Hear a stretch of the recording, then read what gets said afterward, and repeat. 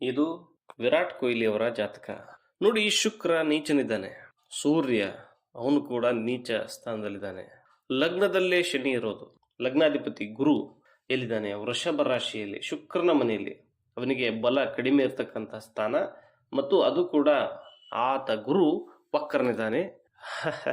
ವಿಚಿತ್ರ ಅನ್ಸುತ್ತೆ ನಿಮಗೆ ಈ ಜಾತಕವನ್ನ ನೋಡಿದರೆ. ಲಗ್ನದಲ್ಲಿ ಶನಿ, ನೀಚನಾದ ರವಿ, ನೀಚ ಸ್ಥಾನದಲ್ಲಿರುವ ಶುಕ್ರ ಮತ್ತು ವಕ್ರನಾಗಿರುವ ಗುರು. ಆದರೂ ಈ ವ್ಯಕ್ತಿ ಅಷ್ಟು ದೊಡ್ಡ ಸಾಧನೆಯನ್ನ ಹೇಗೆ ಮಾಡ್ಲಿಕ್ಕೆ ಸಾಧ್ಯ ಆಯಿತು? ಜಾತಕ ಅನ್ನೋದು ಕೇವಲ ಬಲಾಢ್ಯ ಗ್ರಹಗಳ ಪ್ಲೇಸ್ಮೆಂಟ್ ಅಷ್ಟೇ ಆಗಿ ರೂಪುಗೊಂಡು ಬಿಡುವುದಿಲ್ಲ. ಮೈನರ್ ಗ್ರಹಗಳ ಆಟ ಕೂಡ ತುಂಬಾ ಮುಖ್ಯ ಆಗಿರುತ್ತೆ. ಮತ್ತು ನೀಚ ಸ್ಥಾನದಲ್ಲಿರೋ ಗ್ರಹ ಏನೂ ಪ್ರಭಾವವನ್ನು ಬೀರೋದೇ ಇಲ್ಲ, ಅಥವಾ ವಕ್ರವಾಗಿರುವ ಗ್ರಹ ಏನನ್ನು ಕೊಡೋದೇ ಇಲ್ಲ ಅಂತ ಇಲ್ಲ. ಅವು ಕೊಡ್ತವೆ. ಅವುಗಳ ಕ್ಯಾರೆಕ್ಟರಿಸ್ಟಿಕ್ಕಿಗೆ ಸಂಬಂಧಪಟ್ಟ ಹಾಗೆ ನೀವು ಕೆಲಸ ಮಾಡಿದರೆ ಅವುಗಳ ಬೆನಿಫಿಟ್ಸ್ಗಳು ಖಂಡಿತವಾಗಿ ದೊರೀತವೆ. ಸೊ ನೋಡೋಣ, ವಿರಾಟ್ ಕೊಹ್ಲಿ ಜಾತಕ ಏನಿದೆ, ಮುಂದೆ ವಿರಾಟ್ ಕೊಹ್ಲಿಯ ಬದುಕು ಯಾವ ರೀತಿ ಇರುತ್ತೆ ಮತ್ತು ಏನೆಲ್ಲ ನಡಿಬಹುದು ಅಂತ. ನೋಡಿ, ಲಗ್ನದಲ್ಲಿ ಶನಿ, ಇದಕ್ಕೆ ತುಂಬ ಇಂಪಾರ್ಟೆನ್ಸ್ ಕೊಟ್ಟು ನಾವು ಸ್ಟಾರ್ಟ್ ಮಾಡ್ತೀವಿ. ಯಾಕೆ ಅಂತಂದರೆ, ಇವರಿಗೆ ಸೆಕೆಂಡ್ ಹೌಸ್ ಮತ್ತು ಥರ್ಡ್ ಹೌಸ್ ಈ ಎರಡರ ಮನೆಗಳ ಅಧಿಪತಿ ಕೂಡ ಶನಿನೇ ಆಗ್ತಾನೆ. ಅಂತಹ ಶನಿ ದೇವನು ಲಗ್ನದಲ್ಲಿರೋದು.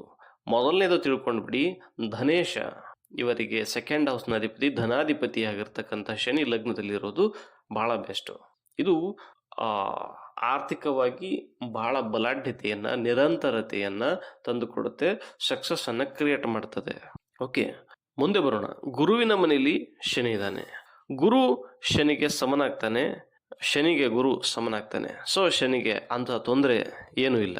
ಬಟ್ ಸ್ಟಿಲ್ ನಿಮಗೆ ಗೊತ್ತಿರಲಿ, ಶನಿ ಇರ್ತಕ್ಕಂಥದ್ದು ಎಲ್ಲಿ ಅಂದರೆ ಕ್ರೂರ ಪುರುಷ ಸ್ವಭಾವದ ಅಗ್ನಿತತ್ವದ ಕ್ಷತ್ರಿಯ ವರ್ಣಕ್ಕೆ ಸೇರಿದಂತಹ ಒಂದು ರಾಶಿಯಲ್ಲಿ. ಸೊ ಈ ವ್ಯಕ್ತಿಯ ಕ್ಯಾರೆಕ್ಟರಿಸ್ಟಿಕ್ ಹಂಗೆ ಇರುತ್ತೆ, ಕ್ಷತ್ರಿಯನ ರೀತಿ ಇರ್ತದೆ.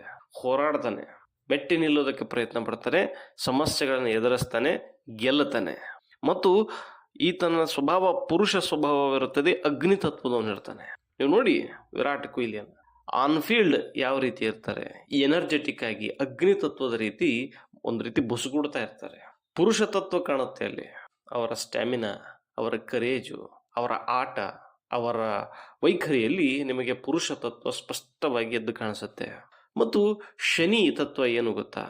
ಶನಿಯ ತತ್ವದಲ್ಲಿ ಅವರಿಗೆ ಈ ಎಲ್ಲ ತತ್ವಗಳು ಶನಿ ಚೆನ್ನಾಗಿ ಕೈ ಹಿಡಿತಾನೆ. ಆದರೆ ಬದುಕಿನ ಫಂಡಮೆಂಟಲ್ ಸಕ್ಸಸ್ ಅವರು ಬಯಸೋದು, ಅವರಿಗೆ ತೃಪ್ತಿ ಕೊಡುವಂತಹ ಆಸ್ಪೆಕ್ಟ್ಗಳು ಸ್ವಲ್ಪ ದೂರ ಉಳಿತವೆ. ಉದಾಹರಣೆಗೆ ನೋಡಿ, ಕೊಹ್ಲಿ ಸಾಧಿಸದೇ ಉಳಿದಿರ್ತಕ್ಕಂತಹದ್ದು ಏನಿದೆ ಅಂತಂದ್ರೆ, ಪ್ರಧಾನವಾಗಿ ಟ್ರೋಫಿಗಳನ್ನು ಗೆಲ್ಲಲಿಕ್ಕೆ ಸಾಧ್ಯವಾಗಲಿಲ್ಲ, ನಾಯಕನಾಗೋದಕ್ಕೆ ಸಾಧ್ಯವಾಗಲಿಲ್ಲ, ಯಶಸ್ವಿಯಾಗಿ ನಾಯಕನಾಗಲಿಕ್ಕೆ ತೃಪ್ತಿ ಹೊಂದಲಿಲ್ಲ ಅಂತ ನಿಮಗೆ ಸ್ಪಷ್ಟವಾಗಿ ಕಾಣುತ್ತೆ. ಶನಿ ಕೂಡ ನಾಯಕತ್ವದ ಗುಣಗಳಿಂದ ಸಾಕಷ್ಟು ದೂರ ಉಳಿಯುವಂಥವನು. ಉಳಿದೆಲ್ಲ ಸಕ್ಸಸ್ ಅವನು ಕೊಟ್ಟಿದ್ದಾನೆ, ಆದರೆ ಮೇಜರ್ ಟೂರ್ನಮೆಂಟ್ಗಳ ಸಕ್ಸಸ್ ಸಿಗಲಿಲ್ಲ. ಅದೇ ರೀತಿ ನಾಯಕನಾಗಿ ಹೇಳಿಕೊಳ್ಳುವಂತಹ ದೊಡ್ಡ ICC ಟ್ರೋಫಿಗಳು, IPL ಟ್ರೋಫಿಗಳು ಅವರ ಬಳಿ ಈಗಲೂ ಇಲ್ಲ ನಾಯಕನಾಗಿ. ಸೊ ಶನಿ ಆ ಒಂದು ತೃಪ್ತಿಯನ್ನ, ಯಾಕೆ ಆ ತೃಪ್ತಿ ದೂರ ಉಳಿತು ನೋಡಿ, ಕೀರ್ತಿ, ಪ್ರತಿಷ್ಠೆ, ಯಶಸ್ಸು, ಹೆಸರು, ಅಧಿಕಾರ ಇದೆಲ್ಲವನ್ನ ಫಸ್ಟ್ ಹೌಸ್ ರೆಪ್ರೆಸೆಂಟ್ ಮಾಡುತ್ತೆ. ಕೀರ್ತಿ ಯಾವಾಗ ಮನುಷ್ಯನಿಗೆ ಅಚಂದ್ರಾರ್ಕವಾಗಿ ಉಳಿತದೆ. ಕಪಿಲ್ ದೇವರು ಎಷ್ಟು ಟೂರ್ನಮೆಂಟ್ಗಳು ಗೆದ್ರು ಯಾರಿಗೂ ಗೊತ್ತಿಲ್ಲ, ಆದರೆ ಅವರು ವರ್ಲ್ಡ್ ಕಪ್ ಅನ್ನು ಗೆದ್ದಿದ್ರು ಅನ್ನೋದು ಮಾತ್ರ ಯಶಸ್ವಿಯಾಗಿ ನೆನಪಿರ್ತದೆ. ಹೌದಾನೆ? ಕ್ಲೈವ್ ಲೈಡ್ ಎಷ್ಟು ಟೂರ್ನಮೆಂಟ್ಗಳನ್ನ ಗೆದ್ರು, ಎಷ್ಟು ಕಪ್ಗಳನ್ನ ಗೆದ್ರು ಗೊತ್ತಿಲ್ಲ, ಆದರೆ ಅವರು 2 ವರ್ಲ್ಡ್ ಕಪ್ಗಳನ್ನ ಗೆದ್ದಿದ್ರು ಅನ್ನೋದು ಮಾತ್ರ ಅಚಂದ್ರಾರ್ಕವಾಗಿ ಕೀರ್ತಿ, ಯಶಸ್ಸು ಉಳಿದೇ ಇರುತ್ತೆ. ಸೊ ಇದನ್ನೇ ಈ ಶನಿ ಈ ವ್ಯಕ್ತಿಯ ಬದುಕಿನಲ್ಲಿ ಚಾಲೆಂಜಿಗೆ ಒಡ್ಡಿ ಬಿಡ್ತಾರೆ. ಇನ್ನು ಧನಾಧಿಪತಿ ಶನಿಯ ಗುಣಕ್ಕೆ ತಕ್ಕ ಹಾಗೆ ನೀವು ಬದುಕಿ ಬಿಟ್ರೆ ಆತ ಕೊಡ್ತಕ್ಕಷ್ಟು ಹಣವನ್ನು ಮತ್ಯಾರೂ ಕೊಡ್ಲಿಕ್ಕೆ ಸಾಧ್ಯ ಇಲ್ಲ. ಎಲ್ಲರಲ್ಲಿ ಪ್ರೀತಿ, ಪ್ರೇಮ, ವಿಶ್ವಾಸವನ್ನು ಕಾಣಬೇಕು. ತಮ್ಮ ಕೆಲಸಗಾರರ ಬಳಿ, ತಮ್ಮ ಮನೆಯಲ್ಲಿ, ತಮ್ಮ ಕೈ ಕೆಳಗೆ ಕೆಲಸ ಮಾಡೋರ ಬಗ್ಗೆ ಪ್ರೀತಿ, ಪ್ರೇಮ, ವಿಶ್ವಾಸ, ಗೌರವ, ಆಧಾರಗಳನ್ನು ಇಟ್ಕೊಳ್ಬೇಕು. ಶನಿ ಅದನ್ನ ಎಕ್ಸ್ಪೆಕ್ಟ್ ಮಾಡ್ತಾನೆ. ವಿರಾಟ್ ಕೊಹ್ಲಿ ಅವರು ಆ ರೀತಿ ಇದ್ದಾರೆ. ಸೊ ಶನಿ ಅವರಿಗೆ ಧನಾಧಿಪತಿಯಾಗಿ ಸಾಕಷ್ಟು ಧನವನ್ನ ಕೊಟ್ಟಿದ್ದಾನೆ ಮತ್ತು ಮುಂದೆಲ್ಲೂ ಕೊಡ್ತಾ ಇದ್ದಾನೆ. ಇನ್ನು ಮುಖ್ಯವಾಗಿ ಸೆಕೆಂಡ್ ಹೌಸ್ ಅನ್ನ ಮನಸ್ಥಾನ ಅಂತ ಕರಿತೀವಿ. ಮನಸ್ಸು ಕೂಡ ಶನಿಯ ನಿಯಂತ್ರಣದಲ್ಲಿರುತ್ತೆ, ಆತನ ಕಂಟ್ರೋಲ್ ಅಲ್ಲಿ ಇರುತ್ತೆ. ಜೊತೆಗೆ ಆ ಮನೆಯ ಮೇಲೆ ಗುರುವಿನ ದೃಷ್ಟಿ ಇದೆ. ಸೊ ಸಾಕಷ್ಟು ಒಳ್ಳೆಯದಿದೆ. ಗುರುವಿನ ದೃಷ್ಟಿ 9th ದೃಷ್ಟಿ ಇರೋ ಕಾರಣಕ್ಕೆ ಮನಸ್ಸು ಸದೃಢವಾಗಿರ್ತದೆ. ಕಷ್ಟದ ಪರಿಸ್ಥಿತಿಯಲ್ಲೂ ಅವರು ವೀಕ್ ಆಗೋದಿಲ್ಲ, ಬೆಂಡ್ ಆಗೋದಿಲ್ಲ, ತುಂಬ ಸ್ಟೇಬಲ್ ಆಗಿ ಇರ್ತಾರೆ. ಇನ್ನು ಥರ್ಡ್ ಹೌಸಿಗೆ ಬಂದು ನೋಡಿ, ಅಲ್ಲಿ ರಾಹು ಇದ್ದಾನೆ. ಥರ್ಡ್ ಹೌಸ್ನ ರಾಹು ಹಾರ್ಡ್ ವರ್ಕನ್ನು ಕಮಾಂಡ್ ಮಾಡ್ತಾನೆ, ಡಿಮ್ಯಾಂಡ್ ಮಾಡ್ತಾನೆ ಮತ್ತು ಮಾಡೋದಕ್ಕೆ ಹಚ್ತಾನೆ. ರಾಹು ಶನಿಗೆ ಮಿತ್ರನಾಗಬೇಕು. ಶನಿಯ ಮನೆಯಲ್ಲಿ ರಾಹು ಇರೋದ್ರಿಂದ ಅವನಿಗೆ ಪೂರ್ಣ ಬಲ ಇದೆ. ಅವನು ಇವರಿಗೆ ಬದುಕಿನಲ್ಲಿ ಕೆಲಸ ಮಾಡೋದಕ್ಕೆ ಹಚ್ತಾನೆ. ನೋಡಿ ಅವರು ಎಷ್ಟು ಬೆವರು ಸುರಿಸ್ತಾರೆ, ಎಷ್ಟು ಹಠದಿಂದ ಬದುಕ್ತಾರೆ, ಎಷ್ಟು ಛಲದಿಂದ ಬದುಕ್ತಾರೆ ಅಂದರೆ ಅವರಿಗೆ ಅಟ್ ಪ್ರೆಸೆಂಟ್ ರಾಹುವಿನ ದಶಾಭುಕ್ತಿ ನಡೀತಾ ಇದೆ. 2010ರಿಂದ ಆರಂಭವಾಗಿದೆ, 2028ರವರೆಗೂ ಇದೆ. ಅವರ ಕರಿಯರ್ ಎಲ್ಲಿವರೆಗೂ ಇರುತ್ತೆ ಅಂತಂದರೆ ನೆನ್ಪಿಟ್ಕೊಂಡ್ಬಿಡಿ, 2028 ಮಾರ್ಚ್ 14ರವರೆಗೆ ಅವ್ರಿಗೆ ರಾಹುವಿನ ಮಹಾದಶೆ ಇದೆ. ಅಲ್ಲಿಯವರೆಗೂ ಅವರು ಹಾರ್ಡ್ ವರ್ಕ್ ಮಾಡ್ತಾನೆ ಇರ್ತಾರೆ. ಅವರಿಗೆ ರಾಹುವಿನ ಕೃಪಾ ಕಟಾಕ್ಷ ಇದ್ದೇ ಇರುತ್ತೆ. ಅಲ್ಲಿಯವರೆಗೂ 2028 ಮಾರ್ಚ್ವರೆಗೂ ವಿರಾಟ್ ಕೊಹ್ಲಿ ಅವರ ಕರಿಯರ್ ಇದ್ದೇ ಇರುತ್ತೆ. ಅವರು ಯಶಸ್ಸಿನ ದಾರಿಯಲ್ಲಿ ಇರ್ತಾರೆ, ಹೆಸರನ್ನೇ ಗಳಿಸ್ತಾರೆ ಮತ್ತು ಸಕ್ಸಸ್ಫುಲ್ ಆಗಿ ಬದುಕ್ತಾರೆ. ಇನ್ನು 4th ಹೌಸ್, ಅಲ್ಲಿ ಮಂಗಳ ಇದ್ದಾನೆ. ಅದು ಗುರುವಿನ ಮನೆ. ಮಂಗಳನಿಗೆ ಶುಭವಾದಂತಹ ಸ್ಥಾನ. ಮಂಗಳನಿಗೆ ಶುಕ್ರ ಮತ್ತು ಚಂದ್ರನ ದೃಷ್ಟಿ ಇದೆ. ಕೆಟ್ಟ ಗ್ರಹಗಳ ದೃಷ್ಟಿ ಇಲ್ಲ, ಉಪಸ್ಥಿತಿ ಇಲ್ಲ, ಕಿರಿಕಿರಿ ಇಲ್ಲ. ಸೊ ಮನೆಗೆ ಸಂಬಂಧಪಟ್ಟ ಹಾಗೆ, ಪರ್ಸನಲ್ ಸಂತೋಷಕ್ಕೆ ಸಂಬಂಧಪಟ್ಟ ಹಾಗೆ, ವೆಹಿಕಲ್ ಗಾಡಿಗಳಿಗೆ ಸಂಬಂಧಪಟ್ಟ ಹಾಗೆ, ಹೊಲ ಮನೆ ಜಮೀನು ಅಪಾರ್ಟ್ಮೆಂಟು ಮನೆ, ಈ ಎಲ್ಲ ವಿಚಾರಗಳಿಗೆ ಸಂಬಂಧಪಟ್ಟ ಹಾಗೆ ತುಂಬ ಪ್ರಾಮಿನೆಂಟಾಗಿ ಬದುಕ್ತಾರೆ. ಮತ್ತು ಅಲ್ಲಿ ಅವರ ಪ್ಯಾಷನ್ ಇರುತ್ತದೆ, ಅಲ್ಲಿ ಅವರ ಎನರ್ಜಿ, ಅವರ ಕನಸುಗಳು ತುಂಬಿಕೊಂಡಿರ್ತವೆ. ಅದನ್ನೆಲ್ಲ ಅವರು ಸಾಧಿಸ್ತಾರೆ. ಯಾಕೆಂದರೆ ಕುಜ ಅಲ್ಲಿ 4th ಹೌಸಲ್ಲಿದ್ದಾನೆ. 4th ಹೌಸಲ್ಲಿ ಇದ್ದುಕೊಂಡು ಆತ 10th ಹೌಸನ್ನು, ಉದ್ಯೋಗದ ಸ್ಥಾನವನ್ನು ನೋಡ್ತಾನೆ. ಉದ್ಯೋಗಕ್ಕೆ ಬರೋಣ, ಅವ್ರ ಬದುಕಿನ ಕರಿಯರ್ ಯಾವ ರೀತಿ ಆಗುತ್ತೆ. ಇನ್ನು 5th ಹೌಸ್ ಎಜುಕೇಷನ್ನ ಲಾರ್ಡ್ 4th ಹೌಸಲ್ಲಿರೋ ಕಾರಣಕ್ಕೆ ಅವರ ಎಜುಕೇಷನ್ನಲ್ಲಿ ಅಂಥದ್ದೊಂದು ಪ್ರಗತಿ ಏನೂ ಇರೋದಿಲ್ಲ. ಯಾಕಂದರೆ ಮನೆಗೆ ಅಟ್ಯಾಚ್ಮೆಂಟ್ ಜಾಸ್ತಿ. ಮನೆಯ ಅವ್ರ ಪರ್ಸನಲ್ ಸಂತೋಷ ಅಂದರೆ ಅವ್ರ ಕನಸುಗಳು, ಅದಕ್ಕೆ ಶಿಕ್ಷಣದಲ್ಲಿ ಬೆಲೆ ಕಂಡುಕೊಳ್ತಾರೆ. ಸೊ ಪರ್ಸನಲ್ ಸಂತೋಷ ಏನಿದೆ, ಸ್ಪೋರ್ಟ್ಸು, ಕರಿಯರು, ತಾಯಿ ಜೊತೆಲಿ ಚೆನ್ನಾಗಿರಬೇಕು, ಆಸ್ತಿ ಪಾಸ್ತಿ ಮಾಡಬೇಕು, ಹಣ ಗಳಿಸಬೇಕು. ಸೊ ಅದರಲ್ಲಿ ಇವರ ಶಿಕ್ಷಣ ಮುಂದುವರೆದಬಿಡುತ್ತೆ. ಇನ್ನು 6th ಹೌಸ್, ಅಲ್ಲಿ ಗುರು ಇದ್ದಾನೆ.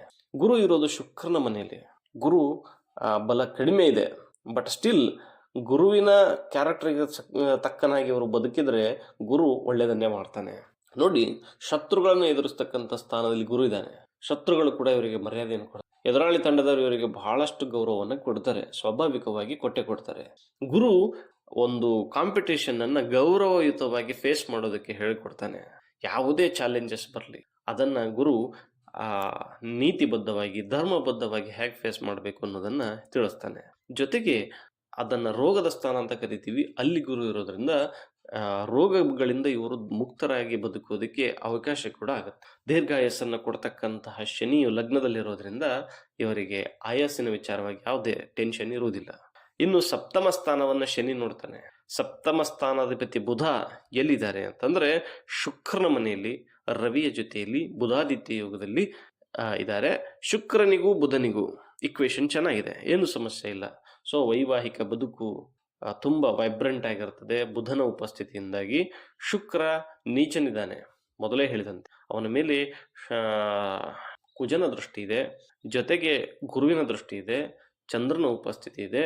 ಚಂದ್ರನ ಉಪಸ್ಥಿತಿ ಮತ್ತು ಗುರುವಿನ ದೃಷ್ಟಿಯಿಂದ ಶುಕ್ರನ ತೇಜಸ್ಸು ಇಂಪ್ರೂವ್ ಆಗುತ್ತೆ. ಕುಜನ ದೃಷ್ಟಿಯಿಂದ ವೈವಾಹಿಕ ಬದುಕಿನ ಚಾಲೆಂಜಸ್ಗಳು ಕಂಡು ಬರ್ತವೆ. ಒಟ್ಟಿನಲ್ಲಿ ಚೆನ್ನಾಗಿದೆ, ಏನು ಸಮಸ್ಯೆ ಇಲ್ಲ. ವೈವಾಹಿಕ ಬದುಕಿಗೆ, ಪಾರ್ಟ್ನರ್ಶಿಪ್ ಬಿಸ್ನೆಸ್ಗೆ ಸಂಬಂಧಪಟ್ಟ ಹಾಗೆ ಯಾವುದೇ ಸಮಸ್ಯೆ ಇಲ್ಲ. ಇನ್ನು 9th ಹೌಸ್ ಭಾಗ್ಯಸ್ಥಾನದಲ್ಲಿ ಸೂರ್ಯನ ಮನೆಯಲ್ಲಿ ಕೇತು. ಆವಾಗಲೇ ಹೇಳಿದೆ, ಕಷ್ಟಪಟ್ಟು ಇವರು ಕೆಲಸ ಮಾಡಿದರೆ, ಅಟ್ಯಾಚ್ ಆಗಿದ್ರೆ, ವೃತ್ತಿಗೆ ಅಟ್ಯಾಚ್ ಆಗಿದ್ರೆ ಇವರು ಭಾಗ್ಯವನ್ನು ಗಳಿಸ್ಕೊಳ್ತಾರೆ. ಸೂರ್ಯ ನೀಚ ಸ್ಥಾನದಲ್ಲಿದ್ದರೂ ಕೂಡ, ಸೂರ್ಯ ನೋಡಿ ಇವರಿಗೆ 9th ಹೌಸ್ ಲಾರ್ಡ್, ಆತ ಇರೋದು ಲಾಭಸ್ಥಾನದಲ್ಲಿ. ಭಾಗ್ಯದ ಅಧಿಪತಿ ಲಾಭದಲ್ಲಿ ಇರೋದು ಲಾಭವನ್ನೇ ಕೊಡುತ್ತೆ. ಲಾಭದ ಸ್ಥಾನದಲ್ಲಿರ್ತಕ್ಕಂತಹ ಗ್ರಹಗಳು ಮಿತ್ರರೇ ಆಗಿಬಿಡ್ತಾರೆ. ಲಾಭಸ್ಥಾನದಲ್ಲಿ ಬುಧಾದಿತ್ಯ ಯುಗ ಇರೋದ್ರಿಂದ ಇವ್ರ ಬದುಕಿನಲ್ಲಿ ಲಾಭವೇ ಹೆಚ್ಚಾಗಿ ಕಂಡು ಬರುತ್ತೆ. ಬಹಳ ಸೊಗಸಾಗಿರ್ತಕ್ಕಂತಹ ಒಂದು ಇಕ್ವೇಶನ್ ಅಂತ ಹೇಳಬಹುದು. ಇನ್ನು 10th ಹೌಸ್ ಉದ್ಯೋಗದ ಸ್ಥಾನದಲ್ಲಿ ಶುಕ್ರ ಮತ್ತು ಚಂದ್ರ, ಇವರಿಬ್ಬರು ಕ್ರಿಯೇಟಿವಿಟಿಗೆ, ಸ್ಪೋರ್ಟ್ಸು, ಎಂಜಾಯ್ಮೆಂಟು, ಸಂತೋಷ ಇವುಗಳನ್ನು ರೆಪ್ರೆಸೆಂಟ್ ಮಾಡುವಂಥ ಮನಸ್ಸಿಗೆ ತಕ್ಕಂತೆ ಬದುಕು, ಮನಸ್ಸಿಗೆ ಇಷ್ಟವಾಗುವ ಕಾರ್ಯದಲ್ಲಿ ತೊಡಗಿಕೊಳ್ಳೋದು, ಇದು ಶುಕ್ರ ಮತ್ತು ಚಂದ್ರರ ಇಕ್ವೇಶನ್ನು. ಕುಜನ ದೃಷ್ಟಿ, ಗುರುವಿನ ದೃಷ್ಟಿ ಇರುವ ಕಾರಣಕ್ಕೆ, ಮತ್ತು 10th ಹೌಸ್ನ ಲಾರ್ಡ್ ಬುಧ ಅವನು ತನ್ನ ಮಿತ್ರನ ಸ್ಥಾನದಲ್ಲಿ ಮಿತ್ರನ ಜೊತೆಯಲ್ಲಿ ಇರೋ ಕಾರಣಕ್ಕೆ. ಸೊ ಇವರ ಉದ್ಯೋಗದ ಸ್ಥಾನದ ಬಲ ಬಹಳ ಭದ್ರವಾಗಿದೆ. ಕ್ರಿಯೇಟಿವ್ ಶುಕ್ರ ಕ್ರಿಯೇಟಿವ್ ಅಡ್ವರ್ಟೈಸ್ಮೆಂಟು ಇವುಗಳಿಂದ ಎಲ್ಲ ಅವರಿಗೆ ಹಣಕಾಸಿನ ಮೂಲ ಆಟೋಮೆಟಿಕ್ ಆಗಿ ಬರುತ್ತೆ. ಚಂದ್ರ ಇರೋದರಿಂದ ಕ್ರೀಡೆ ಇವುಗಳಿಂದಲೂ ಕೂಡ ಅವರಿಗೆ ಬೆನಿಫಿಟ್ಸ್ ಇದೆ. ಕುಜ ಇರೋದರಿಂದ ಡಾಮಿನೆಂಟ್ ಆಗ್ತಾರೆ, ಲೀಡರ್ಶಿಪ್ ಕ್ವಾಲಿಟೀಸ್ಗಳನ್ನು ತಗೊಂಡು ಕಾಯಕದಲ್ಲಿ ಮುಂದುವರಿತಾರೆ. ಸೊ ಬೊಂಬಾಟಾಗಿದೆ. ಇವರ ದಶಾಭುಕ್ತಿಯನ್ನು ನೋಡಿ ಹೇಳೋದಾದರೆ 2028 ಮಾರ್ಚ್ 14ರವರೆಗೂ ರಾಹುವಿನ ಮಹಾದಶೆಯಲ್ಲಿ ಇವರು ಬಹಳ ಬ್ಯೂಟಿಫುಲ್ ಆಗಿ ಮುಂದುವರಿತಾರೆ. ಅನಂತರ ಗುರುವಿನ ದಶಾಭುಕ್ತಿ ಬರ್ತದೆ. ಗುರು ವಕ್ರನಾಗಿದ್ದಾನೆ, ಶತ್ರುವಿನ ಮನೆಯಲ್ಲಿದ್ದಾನೆ, 6th ಹೌಸಲ್ಲಿದ್ದಾನೆ. ಆಗಿನಿಂದ ಇವ್ರ ಕರಿಯರಲ್ಲಿ ಈಗಿರುವ ತೇಜಸ್ಸು ಇರೋದಿಲ್ಲ, ಡೌನ್ಫಾಲ್ ಸ್ಟಾರ್ಟ್ ಆಗುತ್ತೆ. ಬಹುಶಃ ಆ ಸಮಯದಲ್ಲಿ ಅವರು ನಿವೃತ್ತಿ ಹೊಂದಬಹುದು. ಅನಂತರ ಅವರು ಗುರುವಿನ ದಶಾಭುಕ್ತಿಯಲ್ಲಿ ಕೋಚಿಂಗನ್ನು, ಇನ್ಸ್ಟಿಟ್ಯೂಟ್ ತೆಗೆಯೋದನ್ನು, ಕ್ರಿಕೆಟ್ ಜ್ಞಾನವನ್ನು ಕಾಮೆಂಟ್ರಿ ರೂಪದಲ್ಲಿ ಹಂಚಿಕೊಳ್ಳೋದನ್ನು, ಕೋಚ್ ಮಾಡೋದನ್ನು, ಅಕಾಡೆಮಿ ನಡೆಸೋದನ್ನು, ಇಂಥವುಗಳನ್ನು ಗುರುವಿನ ದಶಾಭುಕ್ತಿಯಲ್ಲಿ ಮಾಡೋದು ಬಹಳ ಒಳ್ಳೆಯದು. ಅನಂತರ ಅದನ್ನು ಅವರು ಕೈಗೊಳ್ಳುವ ಸಾಧ್ಯತೆ ಕೂಡ ಇದರಲ್ಲಿ ವ್ಯಕ್ತವಾಗುತ್ತೆ. ಒಟ್ಟಿನಲ್ಲಿ ಒಬ್ಬ ತೇಜಸ್ವಿ ಪುರುಷನ ಜಾತಕ ಇದು.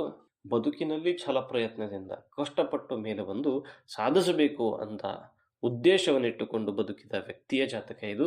ಈ ಜಾತಕವನ್ನು ನಾವು ವಿಶ್ಲೇಷಣೆ ಮಾಡಿ ಹೇಳಿದ್ರ ಉದ್ದೇಶ ಇಷ್ಟೇ: ಎಲ್ಲ ಜಾತಕಗಳಲ್ಲಿಯೂ ಕೆಲವು ಗ್ರಹಗಳು ನೀಚಾವಸ್ಥೆಯಲ್ಲಿ, ವಕ್ರಾವಸ್ಥೆಯಲ್ಲಿ, ಅಸ್ತಾವಸ್ಥೆಯಲ್ಲಿ, ದುಸ್ಥಾನಗಳಲ್ಲಿ ಇರುವ ಸಂಭವನೀಯತೆ ಇದ್ದೇ ಇರುತ್ತೆ. ಯಾವುದು ಬೊಂಬಾಟಾದಂಥ ಜಾತಕ 100% ಬ್ಯೂಟಿಫುಲ್ ಆದಂಥ ಆಸ್ಪೆಕ್ಟ್ಸ್ಗಳಿವೆ ಅಂತ ಇರೋದಿಲ್ಲ. ಕೆಲವು ಗ್ರಹಗಳು ಶುಭದಲ್ಲಿಯೂ ಕೆಲವು ಗ್ರಹಗಳು ಅಶುಭದಲ್ಲಿಯೂ ಇರೋ ಸಾಧ್ಯತೆ ಇದ್ದೇ ಇರುತ್ತೆ. ಆದರೆ ಮನುಷ್ಯ ಪ್ರಯತ್ನ, ಪುರುಷ ಪ್ರಯತ್ನ ಇದು ಬಹಳ ಮುಖ್ಯವಾದದ್ದು.